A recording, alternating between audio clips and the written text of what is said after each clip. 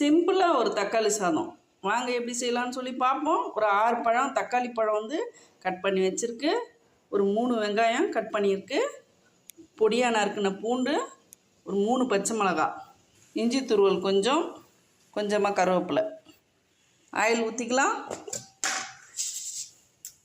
கடுகு போட்டுருவோம். கடலைப்பருப்பு போட்டுப்போம். சோம்பு, ஒரு லவங்கம், ஒரு ஏலக்காய், பட்டை, இஞ்சி துருவல். இந்த இஞ்சி துருவலை வந்து எண்ணெயில் போட்டு இப்படி வதக்கும்போது நல்லா கம்ம கம்மன்னு வாசனையாக இருக்கும் தக்காளி சாதம். அடுத்து நறுக்கின பூண்டு அதையும் போட்டு நல்லா வந்து வதக்கிடுங்க. பொடியாக நறுக்கின பச்சை மிளகாய், பொடியாக நறுக்கின வெங்காயம், கருவேப்பிலையும் சேர்த்து போட்டுருங்க. நல்லா வதக்கி விட்டுடலாம். வெங்காயம் நல்லா ப்ரௌனாக வர அளவுக்கு நல்லா வதக்கிடுங்க. வெங்காயம் நல்லா வதங்கிடுச்சு. இப்போ தக்காளி எடுத்து போட்டுடலாம். ஒரு 1/4 கிலோ தக்காளி அளவு போட்டிருக்கேன். 1 டீஸ்பூன் அளவு உப்பு போட்டுடலாம். அப்போ தான் சீக்கிரம் வதங்கும். ஃபுல்லாக ஃப்ளேமை கம்மி பண்ணி வச்சுட்டு கொஞ்சம் நேரம் மூடி வச்சுருங்க.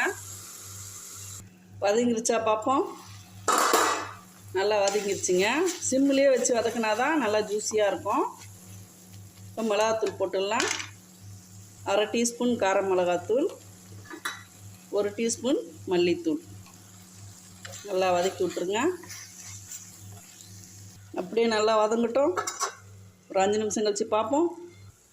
ரெடி ஆயிடுச்சா பார்ப்போம். ஒரு 1/2 டீஸ்பூன் நெய் போட்டுக்கலாம். கொத்தமல்லி போட்டுக்கலாம். சாதம் போட்டு கிண்டிடலாம்.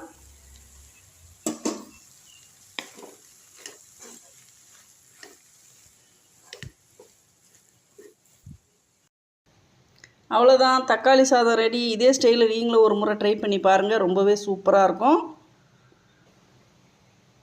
செய்து பார்த்துட்டு கமெண்டில் சொல்லுங்கள். தேங்க்யூ.